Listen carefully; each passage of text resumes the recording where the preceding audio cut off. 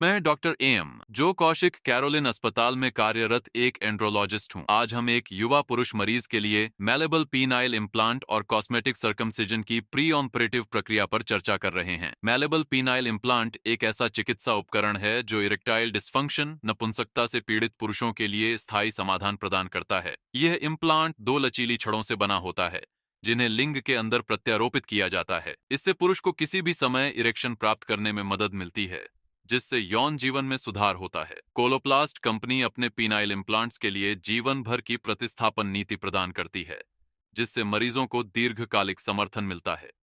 इस प्रक्रिया में हम लिंग के आधार पर एक चीरा लगाकर इम्प्लांट को स्थापित करेंगे। साथ ही हम एक कॉस्मेटिक सर्कमसिजन भी करेंगे, जिसका उद्देश्य लिंग की सौंदर्यात्मक उपस्थिति को बेहतर बनाना है। यह प्रक्रिया विशेष रूप से उन पुरुषों के लिए फायदेमंद होती है जो अपने लिंग की उपस्थिति को लेकर असंतुष्ट होते हैं या जिनके पहले किए गए सर्कमसिजन से असमानता या असुविधा हुई है।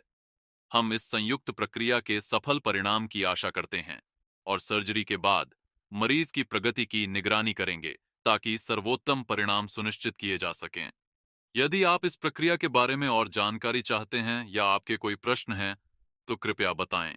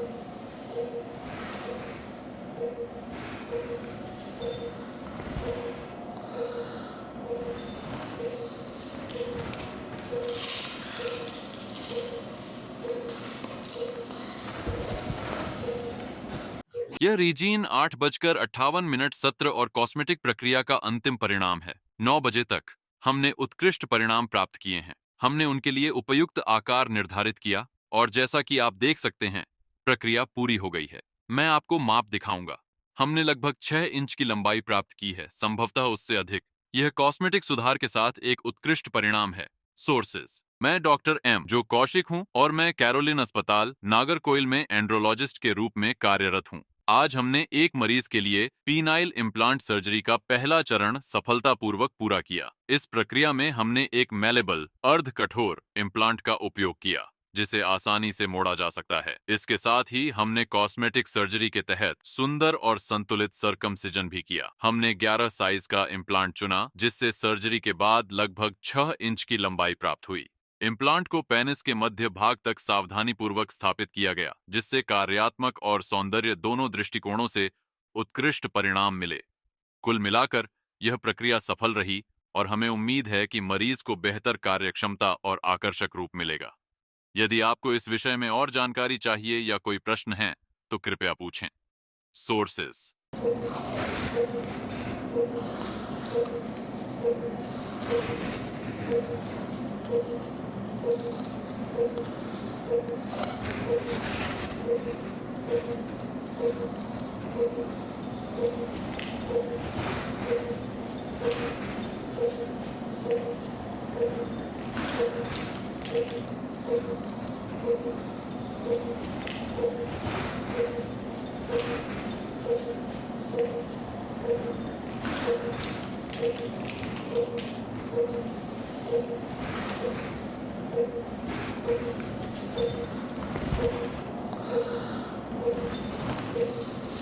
अब आपको ज्यादा पानी पीना है क्योंकि आपके मूत्र मार्ग पेशाब की नली में कैथेटर डाला गया था। हो सकता है उसमें थोड़ा खून बचा हो। ज्यादा पानी पीने से वह खून बाहर निकल जाएगा। पानी पीने के 1 से 2 घंटे बाद पेशाब करने की कोशिश करें। पहली बार पेशाब करते समय थोड़ी जलन हो सकती है, यह सामान्य है और कुछ ही समय में ठीक हो जाएगी। एक बार पेशाब हो जाने के बाद आपको आराम महसूस होगा। कल आपको एंटीबायोटिक दी गई थी, आज एक और डोज इंजेक्शन से दी जाएगी। उसके बाद हम टैबलेट ओरल एंटीबायोटिक्स पर शिफ्ट करेंगे। आज मैं एक वाटरप्रूफ ड्रेसिंग लगाऊंगा। कृपया इसे शुक्रवार तक लगे रहने दें। शुक्रवार को आप नहा सकते हैं और उस समय ड्रेसिंग हटा सकते हैं। उस समय हम आपको एक ऑइंटमेंट देंगे जिसे आपको ऑपरेशन वाले घाव और सर्जरी सर्कमसिजन के घाव पर लगाना होगा। सर्जरी के टांके स्टिचेस अपने आप घुलने वाले हैं, इसलिए टांकों को लेकर चिंता करने की जरूरत नहीं है। थोड़ी सूजन हो सकती है जो सामान्य है। सूजन कम करने के लिए मैं आज आपको क्रेप बैंडेज पट्टी बांधूंगा। इसे आपको हर दिन सुबह और रात में बदलना होगा। यह शुक्रवार तक करना है। इसके अलावा कृपया लिंग पीनस को थोड़ा ऊपर की ओर रखें, खासकर पहले 10 दिनों तक, ताकि सूजन कम हो सके। सोर्सेस।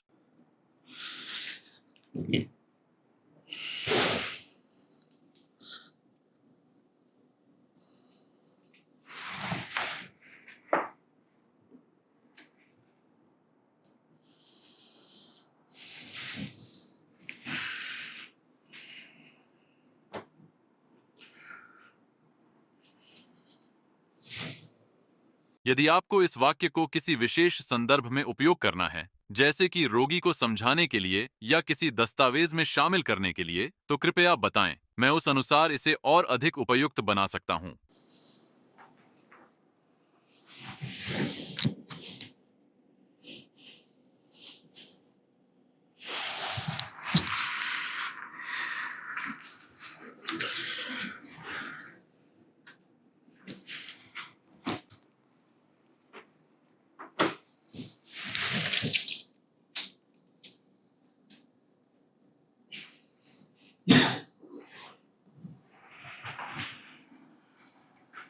हमने आपके ऑपरेशन वाले स्थान पर एक वाटरप्रूफ ड्रेसिंग लगाई है।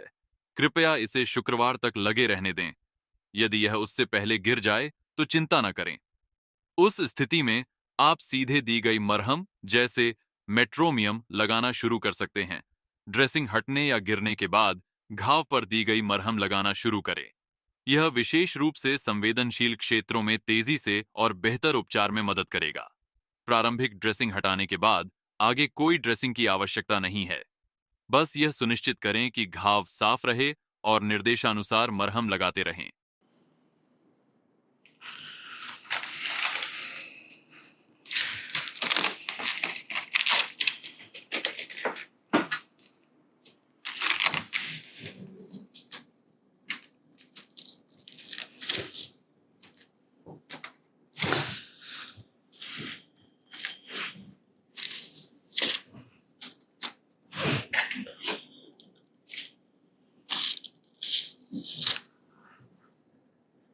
मैं आज आपके लिए यह क्रेप बैंडेज लगाऊंगा। कृपया इसे आज शाम को बदलें और हर बार नया बैंडेज पहनें। हम आपको पर्याप्त संख्या में बैंडेज प्रदान करेंगे। बैंडेज को हल्के दबाव के साथ लपेटें।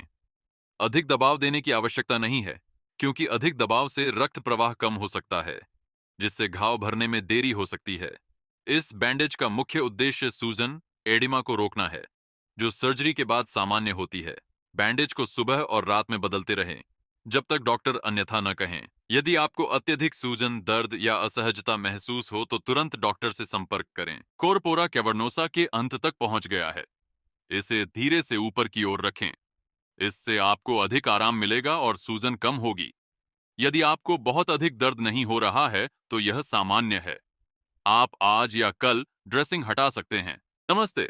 हमने इस मरीज की रिगिडस पेनाइल इम्प्लांट सर्जरी सफलतापूर्वक पूरी की है और परिणाम से हम बहुत संतुष्ट हैं। अब आइए उनके अनुभव के बारे में सुनते हैं। शुरुआत में मैंने डॉक्टर का यूट्यूब चैनल देखा, जिससे मुझे सकारात्मक ऊर्जा और आत्मविश्वास मिला। मुझे विश्वास था कि यह प्रक्रिया सफल होगी, इसलिए मैं सीधे अस्पताल गया। पूरे प्रक्रिया के दौरान मुझे कोई डर नहीं था और ऑपरेशन के बाद भी कोई समस्या नहीं हुई। मेरा डॉक्टर पर विश्वास सही साबित हुआ। मैं अपनी कृतज्ञता व्यक्त करना चाहता हूं और कहना चाहता हूं कि डॉक्टर भारत में सबसे अच्छे इम्प्लांट सर्जन हैं। इस सफल सर्जरी के लिए धन्यवाद। धन्यवाद, धन्यवाद। बहुत से पुरुष मेरी तरह की समस्याओं का सामना कर रहे हैं। ऐसे कई लोग हैं। इसलिए हमें उन सभी मरीजों की मदद करनी चाहिए जो इस स्थिति में हैं। ठीक है। धन्यवाद, धन्यवाद, बहुत बहुत धन्यवाद।